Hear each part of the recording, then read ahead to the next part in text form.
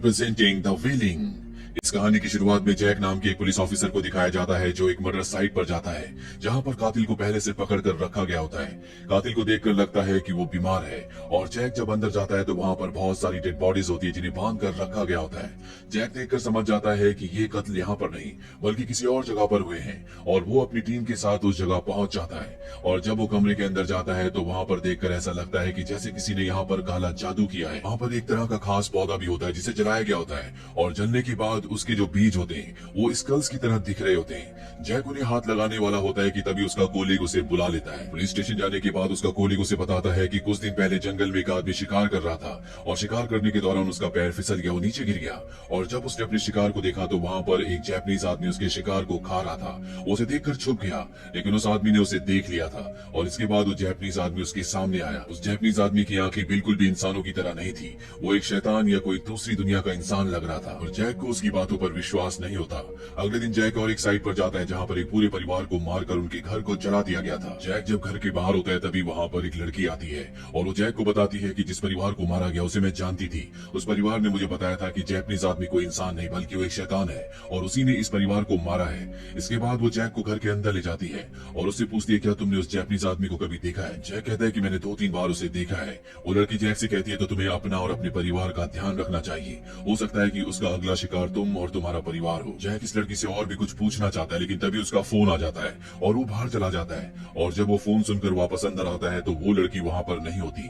उसे घर के पीछे से कुछ आवाज आती है और जब वो घर के पीछे देखता है तो वहां पर वही जापानीज आदमी होता है जो शिकार को खा रहा होता है। जापानीज आदमी उसे देख लेता है और अब वो जैक की तरफ उसे मारने के लिए बढ़ता है और इससे पहले कि वो उसे मारता जैक की आंख खुल जाती है। दरअसल वो एक सपना देख रहा था। वहीं अब जैक की बेटी की तबीयत खराब हो जाती है लेकिन वो अपनी बेटी की तबीयत को ज्यादा सीरियस नहीं लेता और पुलिस स्टेशन आ जाता है जहां पर अब वो भी उस जापानीज आदमी को ढूंढना चाहता है। इसीलिए वो उस आदमी को बुलाते हैं जिसने शिकार करने के दौरान उस जापानीज आदमी को शिकार खाते हुए देखा था। वो शिकारी जैक और उसके साथियों को उस जगह ले जाता है पर जब ये उस स्पॉट पर पहुंचने वाले होते हैं तभी आसमान से उस शिकारी के ऊपर बिजली गिर जाती है जिससे वो घायल हो जाता है। इसके बाद उस आदमी को हॉस्पिटल ले जाया जाता है जहाँ पर वो कातिल भी होता है जिसे सबसे पहले मर्डर्स के लिए पकड़ा गया था और तभी उस कातिल की हालत बहुत ज्यादा खराब होने लगती है, उसका पूरा शरीर जलने लगता है और उसकी मौत हो जाती है।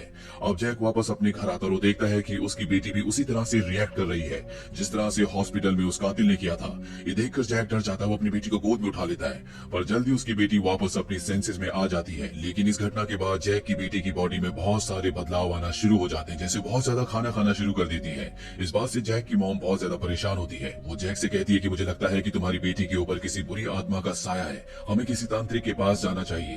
पर जैक इस तरह की बातों पर विश्वास नहीं करता और वो अपनी मॉम को मना कर देता है। अब जैक एक बार फिर से इस केस की इन्वेस्टिगेशन करने के लिए जाता है जहाँ पर उसे एक कोरियन आदमी से मिलाया जाता है जिसे जापानीज भाषा भी आती है। ये एक प्रीस्ट होता है और इस प्रीस्ट के साथ मिलकर ये उसी जापानीज आदमी के घर पर जाते हैं जो जंगल के बीचों बीच होता है। और जब ये उसके घर के अंदर कमरे में देखते हैं तो वहाँ पर गाँव वालों की बहुत सारी फोटोज होती है और ये सब वही लोग होते हैं जिनकी मौत हो चुकी है।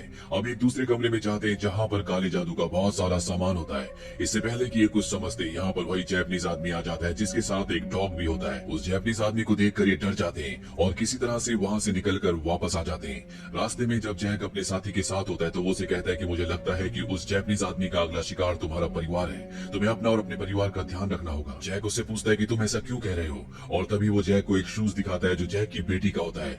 वो कहता है कि ये शूज मुझे जंगल में मिला था।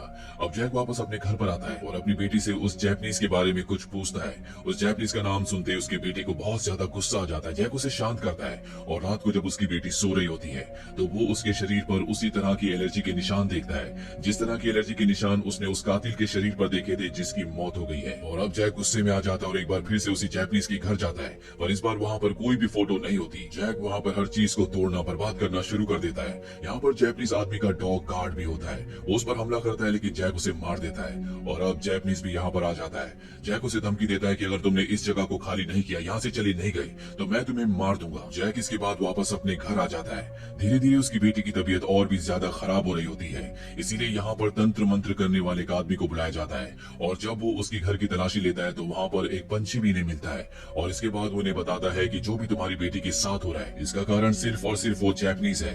तुम्हारी बेटी को बचाने के सिर्फ दो तरीके हैं, या तो तुम उस जैपनीज को मार दो, नहीं तो हमें यहाँ पर कुछ तंत्र मंत्र करने पड़ेंगे, और अगर हमने ऐसा नहीं किया तो जो तुम्हारी बेटी के साथ हो रहा है वो पूरे गाँव के साथ होगा। जैक उसे तंत्र मंत्र करने की इजाजत दे देता है और अब जैक की बेटी के बराबर यहाँ पर एक बहुत बड़ी डॉल को बनाया जाता है और इसके बाद वो तांत्रिक अपने तंत्र मंत्र की विद्या यहाँ पर शुरू करता है। वहीं जैपनीज आदमी को दिखाया जाता है जो अपने घर पर इसी तरह के तंत्र मंत्र कर रहा होता है, पर जैक के घर पर जो तांत्रिक होता है वो अपने तंत्र मंत्र करने के बाद उस डॉल पर, जिस डॉल को उसने जैक की बेटी के साइज का बनाया है, उसके शरीर के अलग अलग हिस्सों पर प्रहार करता है और जिस जिस हिस्से पर वो प्रहार करता है जैक की बेटी को भी उसी हिस्से पर दर्द होता है, साथ ही उस जैपनीज आदमी को भी जो अपने घर में तंत्र मंत्र कर रहा है। और अब जैक की बेटी की हालत बहुत ज्यादा खराब हो जाती है, ऐसा लगता है कि उसकी जान जाने वाली है, इसीलिए जैक इस रिचुअल को रुकवा देता है। जैक अपनी बेटी को हॉस्पिटल ले जाता है।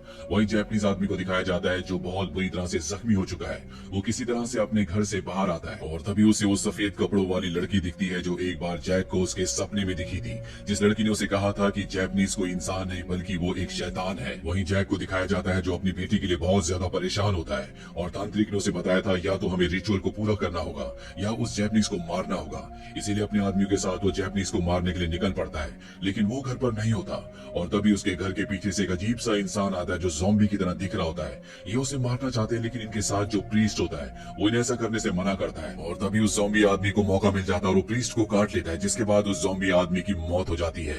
जैक अब देखता है कि झाड़ियों के पीछे से जैपनीज इन्हें देख रहा है। वो उसे पकड़ने के लिए, मारने के लिए अपने साथियों के साथ उसका पीछा करता है, लेकिन वो जैपनीज कहीं पर छुप जाता है। बहुत ढूंढने के बाद भी जब जैपनीज नहीं मिलता तो जैक अपने साथियों के साथ वहाँ से निकल जाता है। वही छुपे हुए जैपनीज को एक बार फिर से वही सफेद कपड़ों वाली लड़की दिखती है जिसे देखकर वो डर गया था और अब वो उससे बचकर भागने की कोशिश करता है, लेकिन वो लड़की उसे पकड़कर मारकर जैक की गाड़ी के ऊपर फेंक देती है। जैक दिखता है कि वो मारा गया। ये सब के सब उसे चट्टान से नीचे फेंक देते हैं और जैक जब घर पर आता है तो वो देखता है कि उसकी बेटी पूरी तरह से ठीक हो चुकी है। उसे लगता है कि जैपनीज के मारे जाने से उसकी बेटी ठीक हो गई है, और सच्चाई क्या है किसी को कुछ नहीं पता। वही जैक के कोलिग को दिखाया जाता है जो अपने पूरे परिवार को मार चुका है और वो उसी तरह से बैठा था जिस तरह से इस कहानी की शुरुआत में पहला कातिल बैठा था, यानी कि वो अपना पूरा आपा खो चुका है, साथ ही उसकी बॉडी इन्फेक्टेड भी होती है। साथ ही वो तांत्रिक जिसने जैक की बेटी को बचाने के लिए उसके घर पर रिचुअल्स किए थे, उसे भी अलग अलग विजन आ रहे होते हैं। उसे यहाँ खतरे का एहसास होता है, इसीलिए वो अपनी गाड़ी लेकर इस गाँव से निकलना चाहता है, लेकिन कुछ अनजान शक्तियाँ उसे गाँव से निकलने नहीं देती और वो वापस गाँव में आ जाता है। इसके बाद वो जैक को कॉल करता है और उसे बताता है कि जैपनीज आदमी को जिसे हमने मारा है हमें उसे मारना नहीं चाहिए था। वो कोई बुरा इंसान नहीं था बल्कि वो एक अच्छा इंसान है। वो तुम्हारी बेटी को बचाना चाहता था और जिस सफेद कपड़े वाली लड़की को तुमने अपने सपनों में, अपने विजन्स में देखा था, दरअसल वही काला जादू कर रही है। वही तुम्हारी बेटी को इस गांव में हर एक को मारना चाहती है। ये सारी बात सुनकर जैक घबरा जाता है। वापस अपने घर में अपनी बेटी को देखने जाता है, लेकिन उसकी बेटी घर पर नहीं होती और जब वो घर से बाहर आता है तो एक बार फिर से वही सफेद कपड़ों वाली लड़की उसे दिखती है। जैक उससे पूछता है कि मेरी बेटी कहाँ है। वो बताती है कि तुम्हारी बेटी इस वक्त भी घर पर ही है। मैं उस पर कुछ ऐसे तंत्र मंत्र कर रही हूँ ताकि वो जैपनीज इंसान के चुंगल से हमेशा के लिए छूट जाए, वो आजाद हो जाए। वो जैपनीज आदमी इंसान नहीं बल्कि एक शैतान है और वो अब भी जिंदा है। जैक अपनी बेटी को देखने के लिए घर के अंदर जाना चाहता है, लेकिन वो सफेद कपड़ों वाली लड़की उसे मना करती है और कहती है जब तक तुम्हें मुर्गी की 3 बार आवाज ना आ जाए तब तक तुम अपने घर के अंदर मत जाना।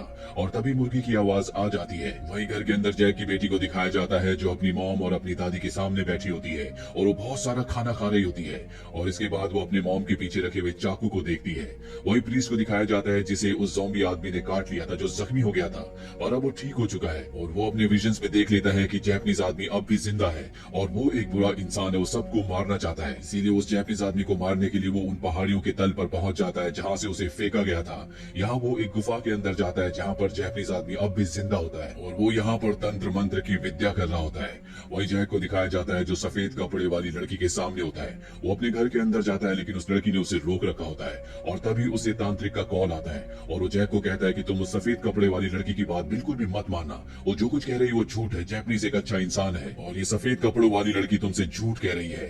अब जैक भागता हुआ अपने घर के अंदर चला जाता है। दरअसल मुर्गी की आवाज अभी तक एक ही बार आई थी और जब वो अपने घर के अंदर जाता है तो देखता है कि उसकी बेटी ने उसके पूरे परिवार को मार दिया होता है और वो दुख में, शोक में वहीं पर बैठ जाता है। उसके सामने उसकी बेटी होती है जिसे देखकर उसे समझ नहीं आता कि उसे कैसे रिएक्ट करना चाहिए। वही हमें प्रीस्ट को दिखाया जाता है जो जैपनीज आदमी के सामने होता है और वो उससे कहता है कि तुम मुझे अपनी असलियत बताओ। जैपनीज आदमी कहता है कि मैं एक आम इंसान हूँ और इसके बाद वो एक कैमरा निकालता है और उसकी फोटो खींचता है। फोटो खींचने के बाद ही उसका पूरा शरीर बदलना शुरू हो जाता है। उसके सिर पर दो छोटे छोटे सींग भी आ जाते हैं, जिससे हमें पता चलता है कि असली शैतान ये जैपनीज ही है। इसकी आंखें अंगारों की तरह लाल हो जाती है और फोटो खींचने का मतलब ये है कि अब ये प्रीस्ट को भी मार देगा, जिस तरह से इसने आज से पहले कई लोगों को मारा था। यानी सफेद कपड़ों वाली लड़की जो भी कह रही थी वो सच कह रही थी। जैपनीज कोई इंसान नहीं बल्कि एक डीमन है और वो जैक की बेटी को बचाना चाहती थी। जैक के घर के बाहर दिखाया जाता है कि वो सफेद कपड़ों वाली लड़की पूरी तरह से हताश होती है, जैसे कि वो जंग हार गई हो।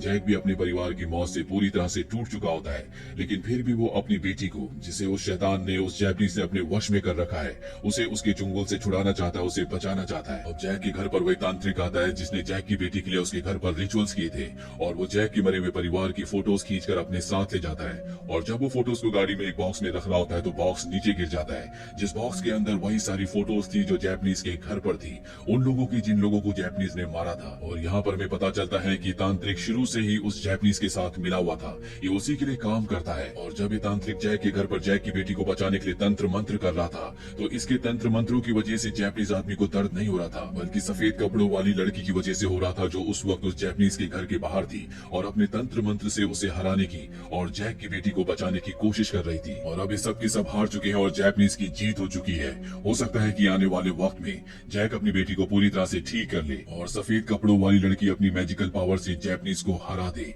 तो ये थी पूरी कहानी द फेलिंग की। ये फिल्म सन 2016 में रिलीज हुई थी। IMDb पर इसकी रेटिंग है 7.4। उम्मीद करते हैं कि ये कहानी आपको पसंद आई होगी।